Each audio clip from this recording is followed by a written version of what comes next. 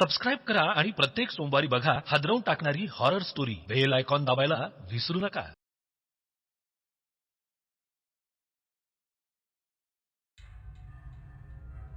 दिवसेंदिवस पॅरोल परिवाराच्या अडचणी आणखीनच वाढत चालल्या होत्या.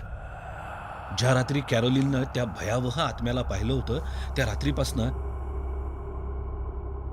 कॅरोलिन आपल्या मुलाबाळांसोबत विचित्रपणे वागत होती. जेव्हा जेव्हा केव्हा रॉजर कामानिमित्त बाहेर जायचा ना, ती आपल्या मुलाबाळांना एका खोलीत बंद करून विचित्रपणे पाहत राहायची. ते तिचे काही ऐकत नसल्यास ती त्यांच्यावर जोरजोरात ओरडायची.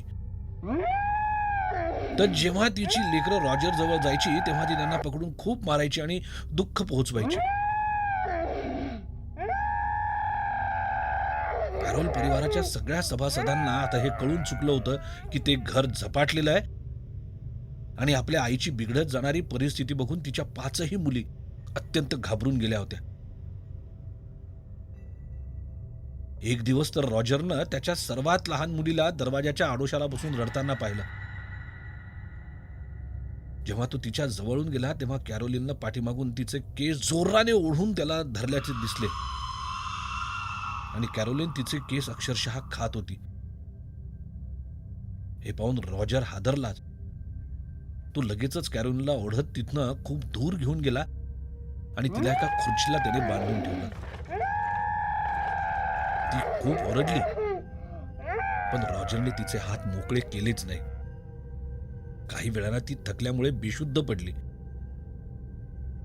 जेव्हा तिचे डोळे उघडले तेव्हा ती काहीशा शुद्धीत आली. तिने रॉजरला सांगितलं की एक आत्मा तिच्या शरीरावर ताबा मिळवण्याचा प्रयत्न करत आहे. तो आत्मा तिच्याकडनं तिच्या मुली बळकावू इच्छित आहे. तिने तसं न केल्यास तो आत्मा रॉजर सहित त्या दोघांना संपवून टाकेल. तिने हेही सांगितलं की तो आत्मा दिसायला अत्यंत भयावह आहे. हे बोलत असतानाच कॅरोलिन पुन्हा बेशुद्ध पडली. आता हे सगळं ऐकून रॉजरचं मन सुन्न झालं. नंतर त्याने थोडासा विचार केला आणि कॅरोलिनला झोपवून घराच्या बाहेर निघून आला.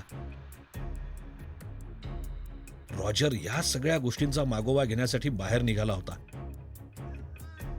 त्याने जवळपास लोकांना विचारल्यावर कळाले की तिथे बॅथशिमा नावाची एक स्त्री राहायची. जिला एक मुलगा आणि 3 मुली होत्या.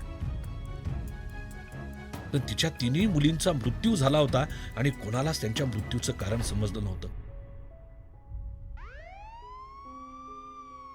पोलिसांनी तपास केल्यानंतर कळलं की त्यांचा मृत्यू नव्हता, तर त्या हत्या करण्यात आल्या होत्या.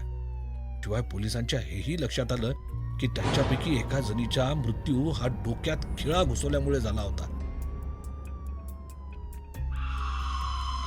त्या गोष्टीवरनं गावातील लोक असे मानू लागले की बॅथशिमा एक चिटकीन आहे आणि ती आपल्या मुलींचा बळी देऊन एका सैतानाच्या ताब्यात देते. मात्र पोलिसांनी या बाबतीत कसलाही पुरावा न मिळू शकल्यामुळे त्यामुळे तिचे कोणीही काहीही बिघडवू शकले नाही. काही वर्षांनी बॅथशिमाने फाशी घेऊन आत्महत्या केली. असे तिने का केले हे आजवर कोणालाही कळलेच नव्हते. तेव्हापासनं आजपर्यंत त्या घरात जो कोणी राहायचा त्याच्यासोबत काही ना काहीतरी वाईट घडायचेच. काही लोकांनी तर बॅथशिमाच्या भयावह आत्म्यालाही पाहिले होते. आता हे ऐकून रॉजरने डोक्यालाच हात लावला. पण जेव्हा तो घरी परतला तेव्हा त्याने जे पाहिले त्यामुळे त्याचे हृदय कंपित झाले.